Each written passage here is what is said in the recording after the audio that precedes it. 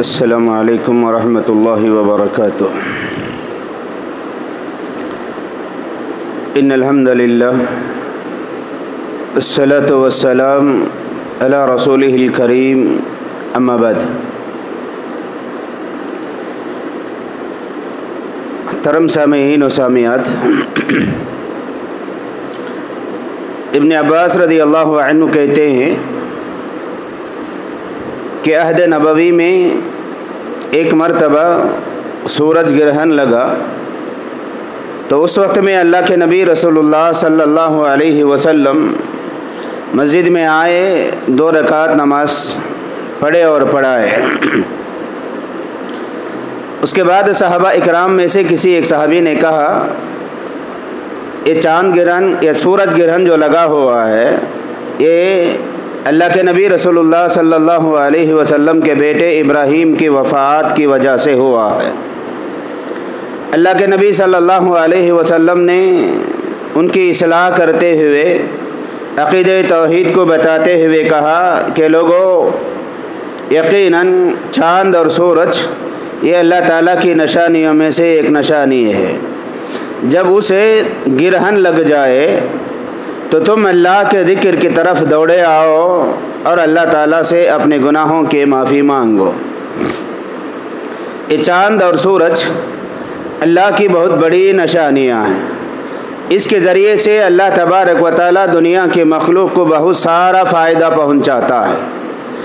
اگر یہ اپنی حقیقت کو کھو جائے تو پھر دنیا اور دنیا کی تمام مخلوق نقصان میں رہ جائیں گے۔ جو اللہ رب العالمین چاند اور سورج کے اندر، سورج میں روشنی، چاند میں چاندنی عطا کرتا ہے، یہ دینے والا اللہ رب العالمین اس بات کی طاقت اور قدرت بھی رکھتا ہے کہ وہ ان دونوں سے یہ چیزیں چھین بھی سکتا ہے۔ اللہ تعالیٰ کی قدرت کی ایک نمائش اس کے اندر ہوتی ہے۔ تو جب چاند گرہن یا سورج گرہن لگ جاتا ہے تو اس کے ذریعے سے اللہ کی قدرت کو پہچاننا ہے، اللہ کی طاقت کو پہچاننا ہے، غلط عقیدے میں ہرگز نہیں جانا ہے۔ دور حاضر میں بھی ہم بہت ساری چیزیں ایسے دیکھتے ہیں کہ جب یہ چاند گرہن لگتا ہے تو سورج گرہن لگتا ہے، تو ان حالات میں خاص کر کے گھر کے اندر رہنے والی بوڑھی اور بڑی جو خواتین ہوتی ہیں، ان کا عقیدہ اتنا کمزور ہوتا ہے۔ خاص کر حاملہ جو عورتیں ہوتی ہیں، ان عورتوں کے تعلق سے بڑا بدعقیدہ ان کا ہوتا ہے کہ ان کا باہر نکلنا یا ان کا ترکاریوں کا کاٹنا، ایسے ویسے چیزوں کی وجہ سے اتنے بدعقیدے میں آ جاتے ہیں کہ اگر حاملہ عورت چاند گرہن یا سورج گرہن کے وقت میں کوئی ترکاری اگر کاٹتی ہے یا انگلی اگر اس کی وہاں پر کٹ جاتی ہے تو پھر اس کا جو بچہ پیدا ہوگا وہ بچہ کانا ہوگا یا زبان کٹی ہوگی یا کوئی عیب دار رکھ کر کے پیدا ہوگا۔ تو ایسے بہت سارے بدعقیدگیاں یہ چاند گرہن اور سورج گرہن کی وجہ سے لوگوں کے اندر پائے جاتے ہیں۔ تو لہذا ہمیں یہ سوچنا چاہیے کہ انسان کے نیک اعمال میں سب سے بڑا نیک عمل اور سب سے فضیلت والا عمل اللہ تعالیٰ کے ساتھ میں توحید ہے۔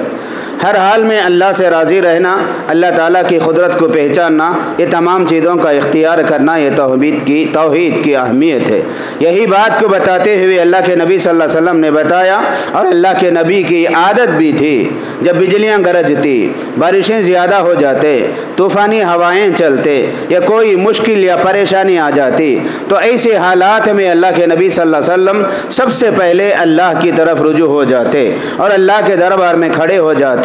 گڑ گڑایا کرتے تھے، رویا کرتے تھے، اپنے گناہوں سے معافیاں مانگا کرتے تھے۔ یہ سورج گرہن یا چاند گرہن کے اوقات میں بھی اللہ کے نبی صلی اللہ علیہ وسلم نے عام مسلمانوں کو یہی حکم دیا کہ جب تمہیں سورج گرہن نظر آئے، چاند گرہن معلوم ہو، تو ایسے حالات میں تم ادھر ادھر کی باتیں اور بدعقیدگیوں کو چھوڑ کر کے اللہ کے گھر کی طرف پلٹ جاؤ، اللہ کی عبادت کی طرف آ جاؤ، زیادہ سے زیادہ اپنے گناہوں کی معافیاں اللہ سے مانگو، اللہ کا ذکر کرو، اللہ سے اپنے گناہوں کی توبہ کرو۔ یہی باتیں اللہ کے نبی صلی اللہ علیہ وسلم نے اپنی امت کو بتائی ہے۔ اسی کام کو انجام دینے کے لیے، اسی حدیث پر عمل کرنے کے لیے، اسی رسول اکرم صلی اللہ علیہ وسلم کی سنت کو زندہ کرنے کے لیے انشاءاللہ آج رات